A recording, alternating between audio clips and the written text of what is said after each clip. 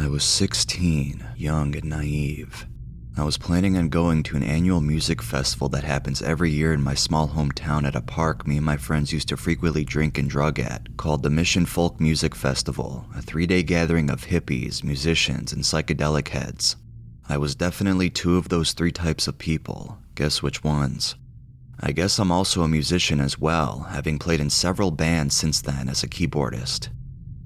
I still swear by and use psychedelics, but in a much more careful and less frequent way than when I was young. Prior to the festival, I called my best friend N at the time and told him I'm going to buy 8 grams of mushrooms for us, and that he should eat 4 and I will eat 4, and he agreed. Everything was falling into place, and I was happy, ecstatic even. I loved attending this festival, and it was just a 5-minute drive from my house.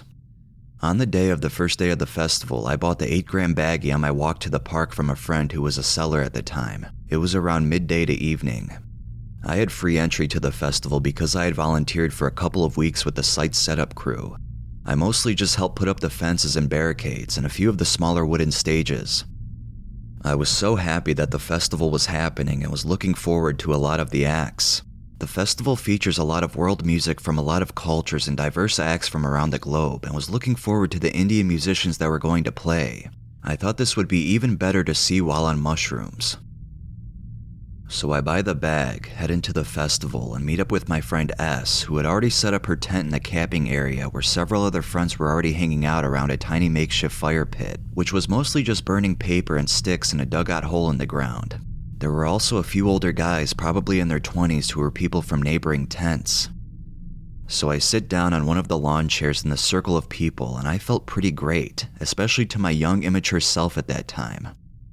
N hadn't arrived yet, and me and these people at the circle were passing around a few bottles of liquor and just bantering and having a great time. That's when I got the bright idea that I should start eating my half of the 8 grams of mushrooms right out of the bag, mostly because I thought I would look cool and stand out from the rest of all the people around me. So the liquor kept being passed around, and I kept munching on the shrooms without even looking at the baggie, like I was eating chips or something. After 30 or so minutes, I looked down and realized I had eaten probably 7 of the 8 grams of the mushrooms.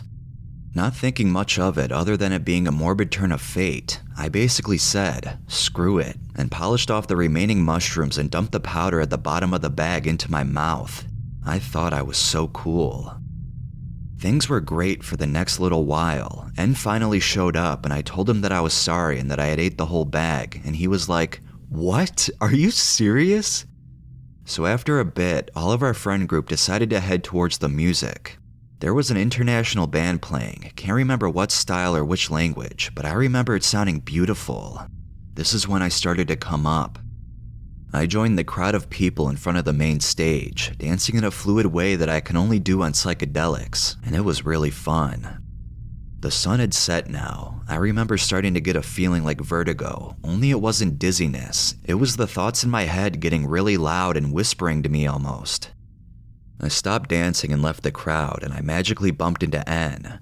I told him I need to get away from the people and was starting to ramble incoherently about how worried I was about something and how I have a bad feeling. We hurried to the far side of the stage, and then it really started to hit me. I left my friend and sauntered over to the stage and embraced it like it was a person or a loved one.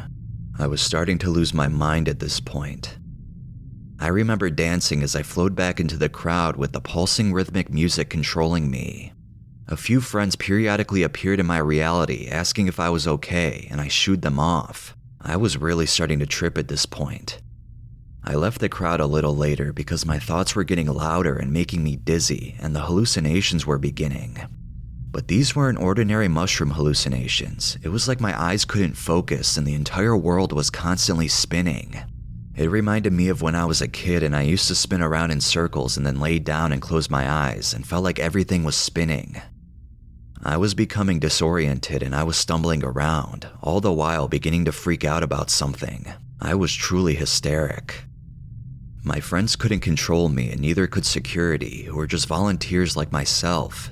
I ran faster than I knew I could back to the campsite searching for S's tent. I ended up crashing into and falling on many other tents with people in them on the way. I was lost and freaking out. People were starting to come out and look at me. I remember shouting everything I was saying because it was like it was the only way I could be heard. I was frantic and disoriented. I ran back towards the side of the main stage and proclaimed some ramblings out loud towards the sky with my arms stretched out like I was Jesus or something. Eventually, someone called the cops and an ambulance. Next thing I know, cops appeared in the middle of this festival and everybody was looking at what was going down. I was taken to the ground and 3 or 4 cops were standing above me asking what I was doing and what I had taken. I couldn't give a straight answer about anything at this point. All I remember is shouting, "What do you want from me?" over and over. An ambulance eventually pulled up to the middle of the festival and I was restrained and hoisted up by the cops. This is when I had this odd vision of seeing the planet from outer space and people celebrating all over the world with fireworks going off. When I got into the ambulance, I was tied down by my arms, legs, and chest, and we started driving to the hospital. There was a woman in the ambulance who appeared like a green old gremlin, and she pulled down my pants and stuck a catheter in me. That was pretty traumatic. Eventually, I get to the hospital and I'm still tied down and restrained as doctors and nurses walk around me. By this point, the dizziness and hallucinations are too much for me to even begin comprehending what's happening. All I know is that I'm scared. Next thing I know, people around me put a mouth gag in me. Later I learned it was because I was shouting and spitting at people. Now, I'm tied down to a hospital bed, unable to move and unable to speak, while peaking on 8 grams of mushrooms. This is when I was so panicked by the reality around me that I remember thinking the only safe place was inside my mind. When I closed my eyes to escape into the recesses of my mind is when the real crazy part of the trip began.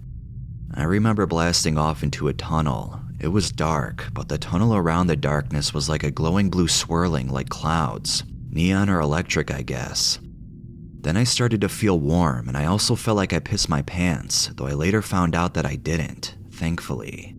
This is when I found myself in a void with little window screens like old school tube TVs, where I could see different lives, choices, outcomes, or lifetimes I've lived, not sure which. I remember going into one, literally living an entire life from a young kid to an adult and dying, then going back through the neon tunnel into the void, then without any control, going and living a whole other life, over and over again. The funny thing is, throughout every life I lived, my big sister was there throughout all of them. I'm starting to tear up writing this. She's always looked out for me and is basically a second mom to me. It brings me a bit of comfort to know that she's been with me for so long and maybe she'll be there for my next life, if that's even a thing. Eventually, I started to come down.